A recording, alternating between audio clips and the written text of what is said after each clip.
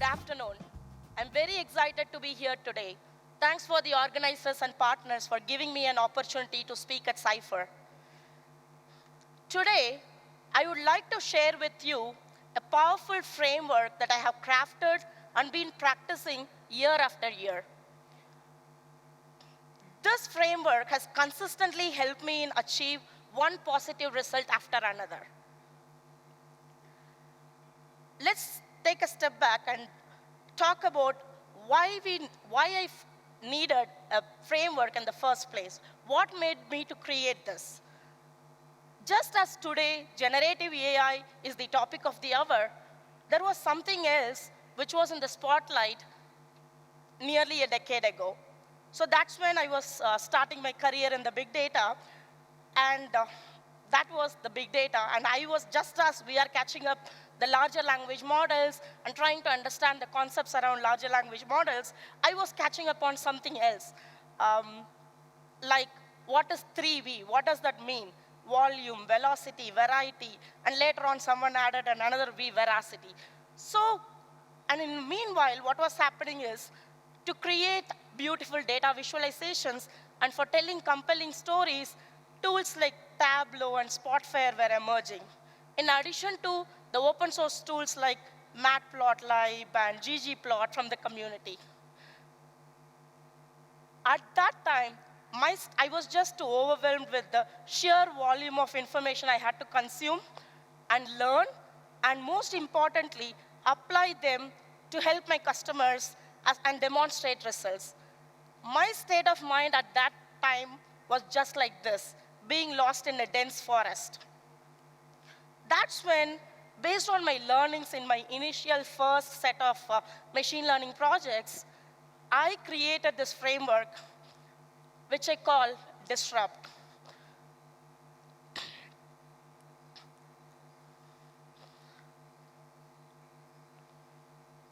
Before we get into understanding what this framework is, let's try to see how we can use this framework to build the generative AI applications for your enterprise. So let's take a very simple example, which everyone is aware here. Everyone has used ChatGPT, right? So something like that, building a conversational agent for your organization. So imagine we are going to build a conversational AI agent for a healthcare company. There must be a researcher who is doing drug research who wants to know and understand a chemical compound's protein structure so that he can make good decisions to move forward with his drug research. That might be the intent of that particular users. And on the other hand, there might be a marketing person who is part of the same healthcare company who wants to understand what are the regulations around. How do I make sure that I create this drug, my team is creating this drug according to the regulations so that I can get the drug approval on right time so that I can time it to the market and go to market quickly. So what you see here is basically the intent of the drug researcher is different and the intent of the marketing person is different. So with the generative AI, you can make your conversational agent learn from how the users interact with your system, what kind of questions are coming in, and exactly pinpoint what their need is.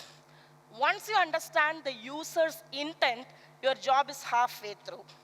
So that's the I part of my framework, Disrupt. So what this AI really does for the users, right? How they use it. Some people might come to your conversational agent to ask and understand what happened in the past. They might be interested in the past events. Some users might want to know and figure out what is the impact of a past event or a current event on their drug research, if you go back to the same healthcare use case. And some people want to plan their next move or next action. So you have to make sure that your generative AI conversational agent is able to handle descriptive, diagnostic, and prescriptive, all types of questions So that should be your focus, next focus area. First, understand the user intent, then try to understand all possible diverse range of use cases that you might be getting. So that is the next immediate thing that we need to focus. Moving on, the way we used to get the data to our systems has transformed heavily. So today, the world is operating in a way that all the companies are trying to stream their data. So we have to, based on a survey by an international data corporation, a whopping 90% of the enterprises are streaming their data and looking for real-time decisions. What this really means to us? How does it impact, how do you design your conversational agent for your enterprise? You need to account for all this real-time data, and also you have to handle all the changing situations. Consider there is a platform for a company where the users, the different users or different personas are trying to create a post, edit a post, delete a post, or they are adding a video, they are adding audio, some kind of event like Cypher 2023 is happening in your company. You have all that information. And your platform should be capable of answering questions about anything. Okay, if someone wants to ask, like if you take this example, if someone wants to understand what is happening in hall number 1, can you give me that information? So your agent should be capable of getting that information right away. So what is more important is streaming. So you have to, when you build your conversational agent, you should not look at it from the perspective, okay, I have all these tools here, let me take a Jupyter notebook, write some code, you can build like a ChatGPT application. That's not what it is. You have to understand from this perspective. In order for you to understand it better, let me take some few examples. Imagine the pandemic time, right, COVID time. What is the expense of missing a communication about a drug research or a drug approval to the researcher who is involved in the ground? It could be very expensive. It's costly. It can affect the safety as well as the bottom line. So this is the next thing. So the D is part of my framework, but it might keep changing. Today it could be streaming. We don't know when our kids, and in another 10 years or 20 years, it could be something else. It could be the data might be coming, people might be doing retina scanning, and audios and videos are the only thing that you'll have. So when you keep on improving, understanding the technology and building any Gen AI application, or maybe we might have something else by then, always you have to understand how your data flows. And you have to always think about like scaling, and keep moving forward with how the industry moves. Okay, I'm sure everyone is familiar with all. I try to get as much logos as possible. So we are in a world full of choices. You can see here a lot of foundation models. You can see a bunch of vector stores, a lot of open source improvements, and also all these tech giants collaborating with AI startups. So I want to spend some time in this slide. I know this is a keynote speech, but whenever I go for conference, I look for, can I get something, can I learn something which I can immediately take to my organization or whatever I'm doing and apply. So that's the reason I want to spend some time here. So if you have to build a conversational agent, right? So it's, when I say conversational agent, just imagine something like ChatGPT. The first thing that you want to focus is, right, the data is coming. Imagine something like a Facebook or a LinkedIn, any social media platform. So first thing what you need to do is, you have to look for what is your current enterprise tech stack. Let's assume you're operating heavily on Microsoft Azure. So the first thing is, okay, all these things are coming, all these changing events are happening. I need to do it at real time. Let me probably choose Microsoft Azure Service Bus, where I can queue any changes immediately, probably you'll get like a bunch of data in JSON format. It just gets queued, and then set up another service which will read those messages and events. So that is taking care of your data inflow and how do you process it. What is the next important thing? So we talk a lot about larger language models, natural language understanding, and all that. But can a machine understand it? We all know that no. We have to translate it to a bunch of numbers, which we call as vectors. So vectorization plays a big role. So if you look into a couple of logos here, like Milvus, VV8, and Pinecone, they are all like emerging, and a lot of organizations are adapting it. Vector stores in the market, and it keeps growing. So when we get into this thing, right, to build it, we'll be like, should I go for Milvus? Should I take VV8? Or should I go with the Pinecone? So we don't know, because this is the first time we are seeing it. And it's, even for me, I use some of them. Do we really need a vector store? Do we really need a vector database? Can't it be part of the Elastic or Lucene that is already part of my enterprise? Because that is a debate already going on in the organization. So you have to somehow convince your leadership or like whoever is involved in your team, like, okay, maybe let me go with Pinecone. Then you have to have convincing answers. Why Pinecone? I'm not like recommending Pinecone, I'm just telling as an example. So you have to look like, what does your organization need? The first thing is, I want to keep this separate from all my existing enterprise code, so let me go for a separate vector store. The next thing is things like multi-tenancy. You want to serve multiple customers and use the same conversational agent. So you don't want the data of your customer 1, customer A, to see the data of customer B. So Pinecone offers something where you could have some kind of namespace, so you restrict the access of person A's data to person B's data. So it's more of multi-tenancy.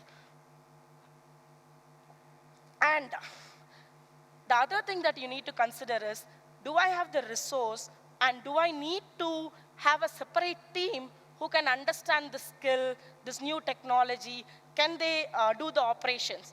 Maybe that is another reason for you to pick one of the fully managed vector database. So you don't have to worry about managing it.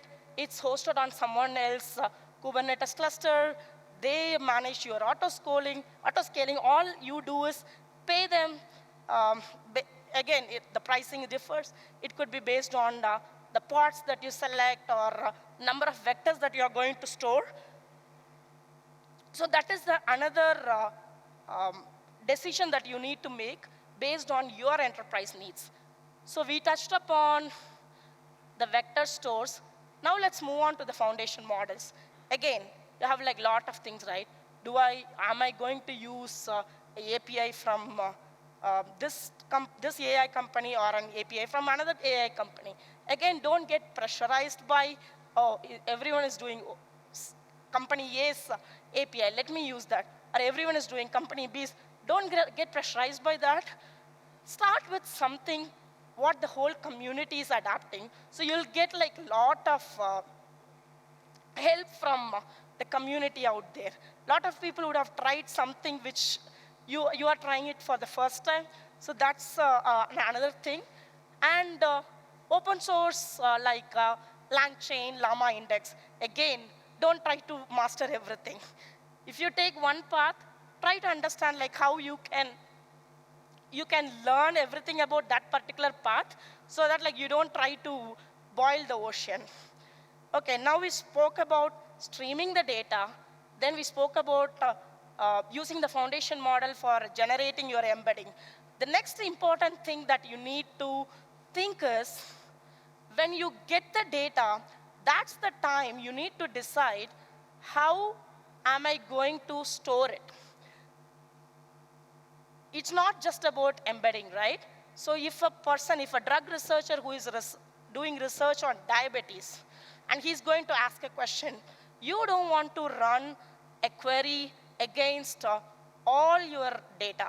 you want to probably look at only the news or the information or the context which is relevant to diabetes, because you understood from your first step, this drug researcher is interacting with my applications to learn more about diabetes. Okay, so you have that user intent, but how do you get to the exact data about diabetes is when you create your embedding, you have something called metadata. You capture all the relevant metadata when you create your embeddings and store it in the vector store. So things like this article talks about diabetes. This article talks about regulations. So you could filter directly to either the diabetes or the regulations, so you can come back quickly with a response. That's the next thing. Okay, we talked about data flow, then the embedding, then storing the metadata. And the next one is, in the previous talk, there was some question about hallucination. I think previous talk or before that. So hallucination is big talk, right? Everyone keeps on talking about hallucination, what's happening here. So that's why we go with this retrieval augmented generation, right? So you don't look for an answer from the entire world. You can use frameworks like LangChain to exactly go into the specific news or the documents or the articles, whatever you call it, to get the answer for your users' questions. So carefully choose all that kind of retriever in order for you to get the answers. And the next thing is, okay, you have identified that, okay, someone asked me, what is the new drug out there for diabetes? Okay, maybe a pharmaceutical company introduced something yesterday. So you got that, okay, 10 news that is going to give an answer for that particular question. So you pass it on to the larger language model. That, and in order for you to generate the answer in a nice way, just like we speak. So you say that, yes, there was some research going on by this particular company. They released some insulin kind of thing, which you could use as an injection to treat diabetes. So you frame it nicely and get it back to your users or the customers. So that's the thing. Like, I just wanted everyone to start thinking about not just write few lines of Python code, do it. Think from the angle of productionizing something, meaning it's going to be used by someone. It's not going to be a throwaway work. I do something today, yeah, it's all working. That's not the thing. Like, you should think in the angle of, like, my enterprise customers are going to use it. So in each of the step, you don't get drowned by the choices. You just start with something very simple. The beauty of this generative AI thing is you can change anything at any time. If you don't like a particular vector store that you chose at the beginning, you can always move it away, and you can move to another one which is popular or which is much better for your organization needs. If you start with a particular API for your foundation models, again, that also you can change. It's not like a traditional software engineering project where you have to, oh, something is changing, we have to rewrite all the code, we have to change the database. That's not the case. That's the beauty of building this generative AI application. So everything is like modular. You can quickly change. If not, you start with one tech giant and you want to move to another tech giant, it's very simple.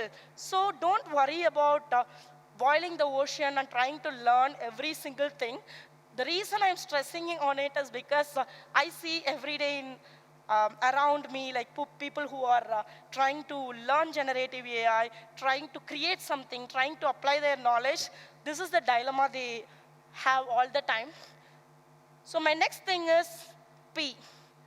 This will be applicable again for generative AI or something else that's going to come in the future. Prioritize and align the choices with your enterprise needs. So you choose wisely what you really want to use for building your applications, and don't let the technology drive you. Okay, I have a question here. All of us are in some form, some kind of AI practitioners, right? How many of you think that understanding the math or statistics behind any particular technique or or a technology is very important. Very few. Okay. So, okay, I want to share a personal story here. Okay. I started as a software engineer, and then I joined an analytics firm, and I was part of a development team who was supporting data collection and acquisition team for um, people who are doing risk assessment for insurance company. So it was analytics. It was back in 2009. I'm like, OK, what is this new word called analytics that's emerging? So then I wanted to learn more about it, because I used to spend a lot of time with the business people who are actually doing analytics and creating all the cool charts and going and presenting. So then I want some kind of formal education. So I joined Stern School of Business to understand and did my master's in business analytics. Then what happened? OK, after joining that course, I learned that, OK, analytics, I learned that there is something, a track called business intelligence, there is a track called data engineering, and there is a track called data science. And that's when everyone kept talking about data science being the sexiest job of 21st century. OK, that's the track I'm going to take. Good, cool. There was a position open in my office where they were building the predictive model to assess the risk of insuring an automobile or insuring a home. Basically, their work was to accurately price the premium for the insurance when the insurance companies sell the insurance to the customers. OK, I interviewed, I joined the team, all mathematicians, all statistics people. I went there, OK, I asked them, like, what do you, I felt like by the time I know a lot. So I went to them and I asked them, like, what do you do? They said generalized linear model. I did some Google search, and I'm like, OK, generalized linear model is nothing but linear regression. All right, so it's about, OK, there is some intercept, there is going to be some couple of features, and you're going to do the coefficient and just going to explain. I felt with that mindset, OK, this is what I'm going to do. It's very simple. What's the big deal? Then what happened, you know? I went there. I was sitting in the meeting. I couldn't understand anything that they were talking about. Literally, they were saying, in order to accurately price an insurance for auto insurance, imagine you take your BMW car and go to an insurance company, and you're going to say that, oh, I live in New Jersey, I live in this street, then the insurance company has to tell, all right, you have to pay $400 per month in order for you to have bodily injury, physical damage, collision, comprehensive, and whatnot. All those terms were new to me. That was a different story. I had to learn all the business thing. That's a completely different story. Where I got stuck is the mathematics. They said, you know what? It's not that you're going to model the insurance price. What you're going to really model is two different things, frequency and severity. Frequency is how often someone is going to meet with an accident, the number of times. Similarly, in case of home insurance, how often a fire accident is going to happen. And then the other side of the thing, severity, which is nothing but, OK, if someone drives their BMW in a snow area, meets with an accident, how much is my insurance company going to pay when they submit a claim? And what is the trend in that? Like, am I going to get like $10,000, $20,000, $50,000? Then I was like, OK, OK, this is fine. OK, you have to do two different models. Perfectly fine. OK, another regression, another regression. Then I started looking at, there were some existing code. I started looking at it. That's when I had to understand, get into the whole world of distribution. I'm sure we all learned distribution in our high schools without even knowing what it really means. Or maybe some of us might have understood what it really means, but not how it is applied. So that was my state of mind when I started that project. Then I felt like, no, I'm not going anywhere with these things, because every time I attend the meeting, I have to go with like bunch of notes, law of large numbers, this, that, go back. How long I can do that? It's not possible, right? Like trying to catch up on the business, trying to understand like what this PhD in math and statistics are talking about. Then I decided, okay, let me go back to school again. Then I did my master's in applied statistics from Rochester Institute of Technology. So the reason I'm insisting and telling my personal story here is each one of you should focus on understanding the math behind the scene. I have put a couple of things here. The first one is the regression thing that initially thought very simple. I'm going to rock and roll in that team. And the last one is the cosine similarity, which all the conversational agents are using today. How it is used is when some user comes to your conversational agent, asks a question, the first thing that we do is, what is the drug for diabetes? Machine cannot understand. You are going to convert into a vector, which is a bunch of floating point numbers. And again, you're going to rely on a lot of these foundation models, which is going to create the embeddings, and again of multiple dimensions. So you have to understand what are those dimensions. So for instance, if you take the OpenAI embedding model, it's 1,536 dimension. What it really means. It's not about just converting text into some numbers. We are trying to capture every single nuances around a particular text.